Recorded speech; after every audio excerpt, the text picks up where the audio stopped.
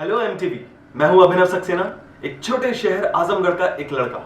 मैं middle class से belong करता हूं, जहां मेरे घर वाले आज भी चाहते हैं कि मैं जॉब करूं। लेकिन मुझे हमेशा से ही कुछ डिफरेंट करना, कुछ एडवेंचरस करना पसंद है। लाइफ में मुझे कुछ भी आसानी से नहीं मिला, जिसने मुझे और स्ट्रॉन्ग और स्मार्ट बनाया। अब तो ऐसा हो गया है कि आसान और मुश्किल रास्तों में से मैं बिना डरे मुश्किल रास्ते चुनता हूँ, जो अक्सर सही भी निकलते हैं। एग्जाम्पल, कॉलेज का लास्ट डे था, मेरे फ्रेंड्स जॉब लेकर खुश थे और इधर मेरे सिर्फ 4 महीने पुराने स्टार्टअप के लिए मुंबई के एक इन्वेस्टर का 2 मिलियन का ऑफर। सिर्फ एक हाँ बोलना था और नवी मुंबई में एक लैविशिंग ऑफिस, मेरे लिए फ्लैट, मेरे टीम के लिए सैलरी और फ्लैट, कंपनी बूस्ट करने के लिए कुछ पैसे और बहुत सारा नेम और फेम। कॉलेज खत्म होते ही इतना सब कुछ किसे बुरा लगता है? बट आई ड्रॉप्ड आउट, क्योंकि आसानी से मिलने वाली चीजें ज्यादा दूर नहीं ले जाती। यही नहीं, मैंने कभी भी फैमिली, फ्रेंड्स या बैंक से पैसा नहीं उठाया। यहाँ तक कि पहला बिजनेस कार्ड भी क्लाइंट के ही पैसे से बनवाया। एक और चीज लाइफ में सीखी, कभी ऑप्शंस लेकर मत चलो, टूट पड़ो बैंग ऑन। कॉलेज में ही जब 3rd ईयर में मेरे बिजनेस पार्टनर ने मेरा ही आइडिया खुद के नाम से लॉन्च कर दिया तो बहुत बुरा लगा। मन किया कि छोड़ो सब कुछ और इज्जत से एमएनसी वाली ही जॉब कर लो, पर वो गलत होता। मैंने पार्टनर के ही लॉन्च किए आइडिया को अपने ट्रायल की तरह यूज किया, उसकी सारी कमियों को अपने प्रोडक्ट से निकाला और फिर उससे ज्यादा सक्सेसफुल प्रोडक्ट बनाया और सालों चलाया। ऑप्शन ना रखने की उस आदत की वजह से ना मैं कभी किसी जॉब इंटरव्यू में गया, ना मुझे कोई जॉब ऑफर मिला और स्टार्टअप मेरी जिंदगी बन गया। बार तो कॉलेज ने एग्जाम से ही डिटेन कर दिया, लो अटेंडेंस कहके।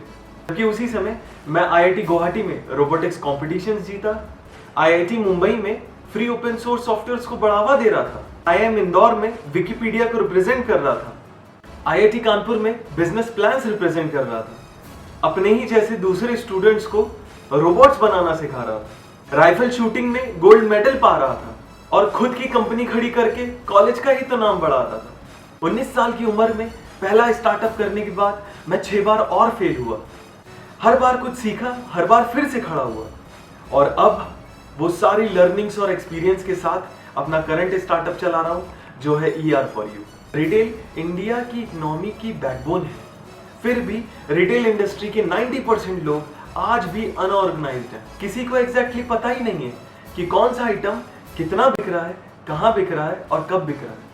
फैक्ट्रीज प्रोडक्ट बनाए जा रही हैं, डिस्ट्रीब्यूटर्स को भेजे जा रही हैं, डिस्ट्रीब्यूटर्स रिटेलर्स को भेजे जा रहे हैं और रिटेलर्स नहीं बिके प्रोडक्ट तो वापस किए जा रहे हैं। इस सब में कितना वेस्ट हो रहा है, हर ब्रांड का कितना नुकसान हो रहा है।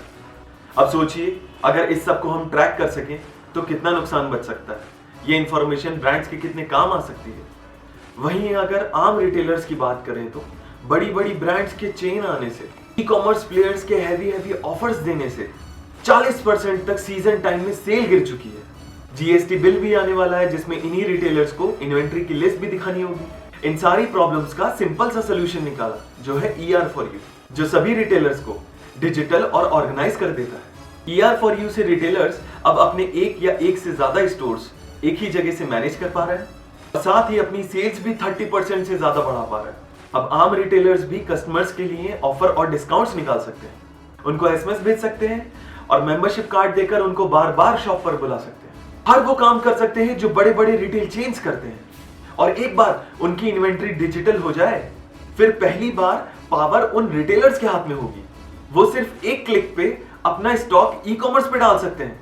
डिस्ट्रीब्यूटर्स अपना स्टॉक रिटेलर्स को दिखा सकते हैं, रिटेलर्स एक से ज्यादा डिस्ट्रीब्यूटर से खरीद सकते हैं और भी बहुत कुछ। मैं इस शो पे आना चाहता हूं क्योंकि मुझे मेरे घर का, घर वालों का नाम करना है। मैं ज्यादा से ज्यादा लोगों तक पहुंचना चाहता हूं जो मुझसे कनेक्ट करें, मेरे आइडियाज से कनेक्ट करें। मैं इन आम रिटेलर्स की लाइफ में कुछ अच्छे चेंज लाना चाहता हूं। मैं अपने देश को प्राउड फील करवाना चाहता हूं और मैं साबित करना चाहता हूं कि इंडिया में भी सिर्फ IIT के या IIM के नहीं, बट ड्रॉप आउट्स भी दुनिया पे अपना नाम लिख सकते हैं।